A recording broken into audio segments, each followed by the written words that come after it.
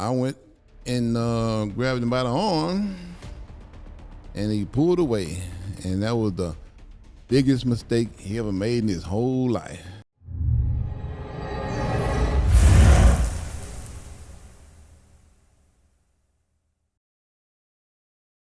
Now, I know that you were a police officer very far into your bodybuilding career.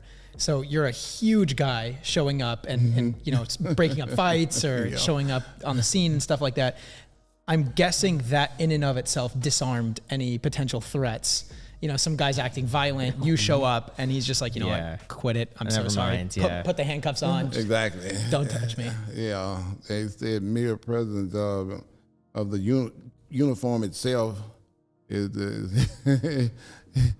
a you know, creates peace. But when you 320 pounds and you show up in that uniform, it's instant peace.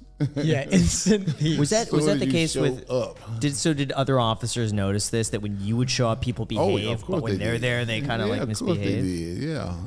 I feel like that would make so much more sense for officers to get ripped then. Yeah, there were a lot of officers that were smaller than me that had fights, especially girls. They had fights all the time. My whole 15-year career, I didn't have not one fight. Not one fight. And every day, I'm like, okay, this is going to be the day.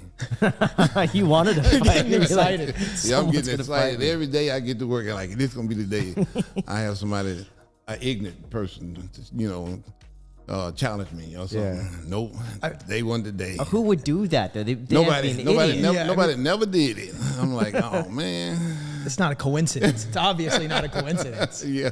But I feel like that would be great for the police departments to now enforce in some capacity, like, hey, you have to be really strong and maintain your peak physical profile so you can disarm certain situations and not have to like just intimidation. Just you show up. Exactly. Yeah, a lot of this stuff is against the law though, you know.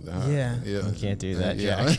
I just say, I mean, it would make sense if we're trying to protect and serve. Yeah. Oh, just think, you know, it'd probably be a lot of peace in this world. Well, I think that's why bouncers are often like me. Yeah, all the bouncers that you see outside of the best clubs, they're all like 6'4" and ripped. Yeah, they're not gonna hire a guy like me to be out in front of the club.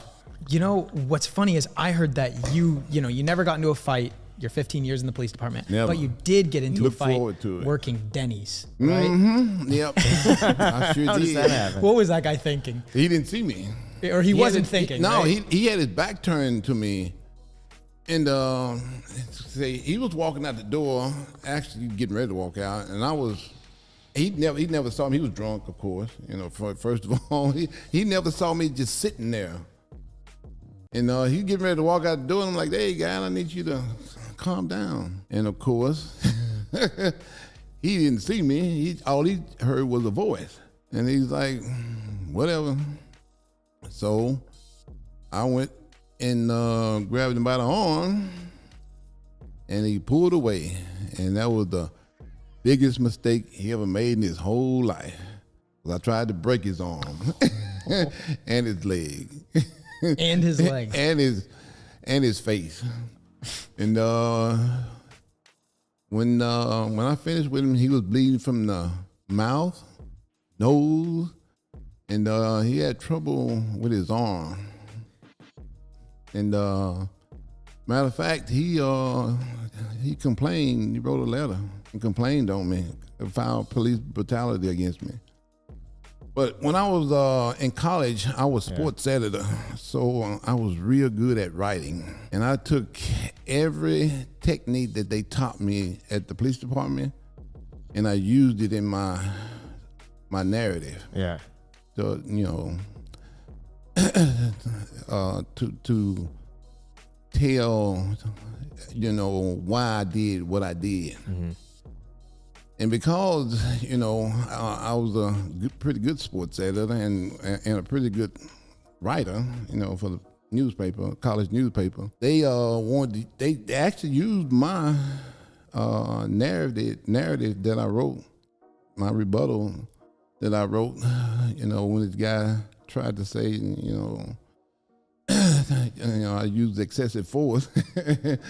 And they used my narrative to train the Really? recruits. Mm-hmm. Yeah, sure did. I wrote it that good. Because I remember, everything that I was taught, when I was sports editor. And so needless to say, that went nowhere.